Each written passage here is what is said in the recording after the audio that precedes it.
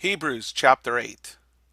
In the previous chapters, we established through the Word that Jesus Christ was greater than the angels, that Jesus was greater than Moses, that Jesus was greater than the Levitical priesthood, that Jesus took on the Melchizedek priesthood, which is greater and existed, greater than the Levitical priesthood, and existed before the Levitical priesthood.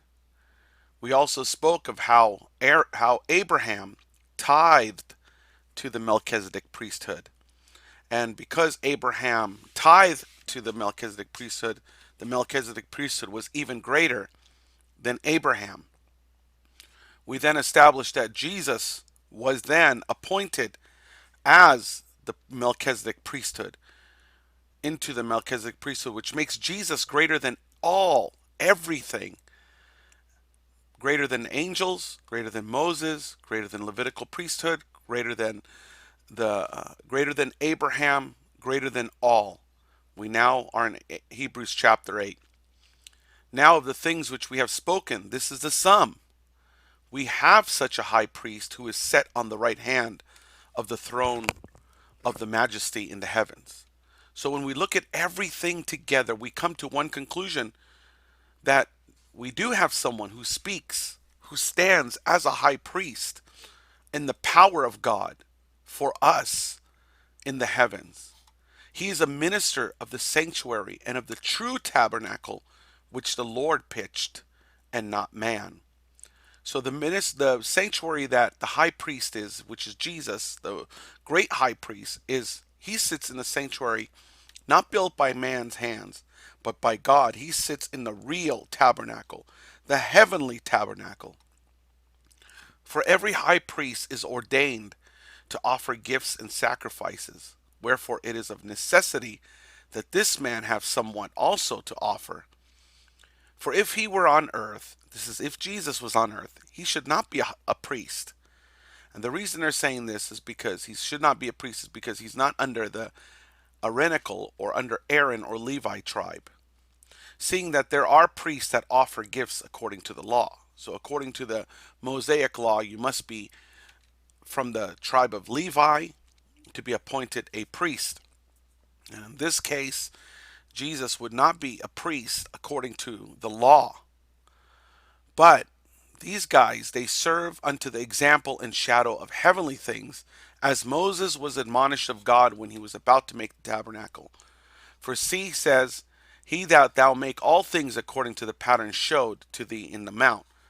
So when when Moses built the tabernacle, in which the tribe of Levi, who are the priests, were to serve, it was only a picture or a pattern of what was really in heaven.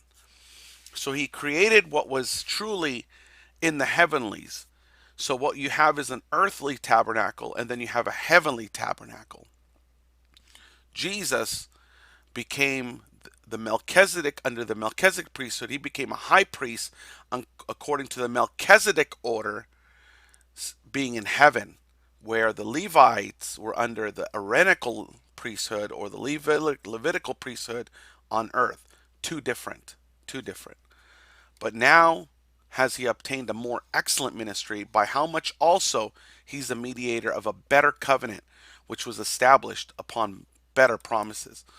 So Jesus becomes now the mediator between man and God under a better covenant.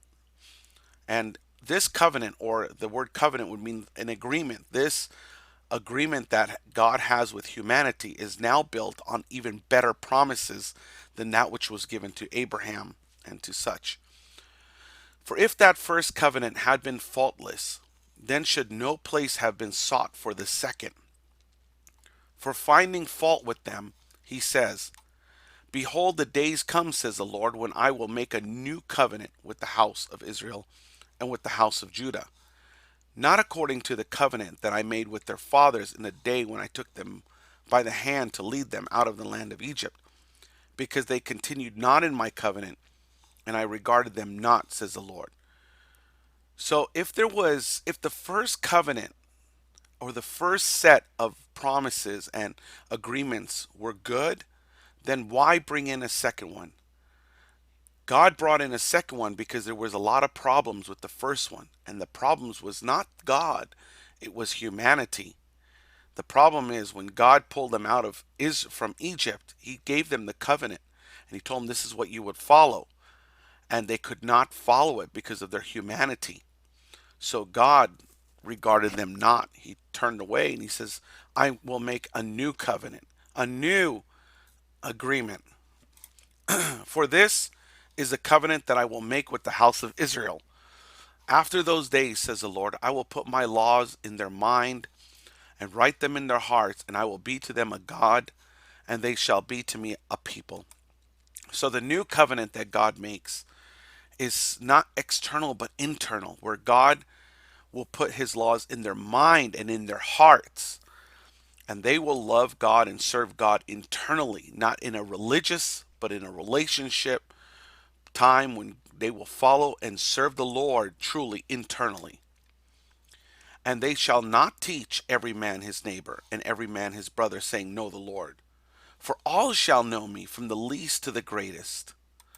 And he's saying that a person who has this internal covenant with another person who has it, they're not going to have to persuade people to love God. That when you have the new covenant, you will serve the Lord. You will follow God. You don't have to tell another person serve God or know the Lord. They're going to know because the internal covenant that God has put in their heart.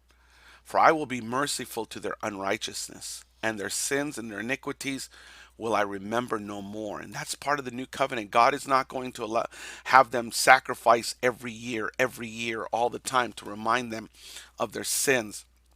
They already know. They know that they're sinners. They knew they needed Jesus Christ. They knew they needed the forgiveness. And God says, I am going to remember it no more. I'm going to wash it away. Verse 13, in that he says, a new covenant has he made, the first old. Now that which is decays and wax old is ready to vanish away. And he's saying that old covenant is no longer. There's not two covenants. There's only one covenant. And that old covenant is going to be gone.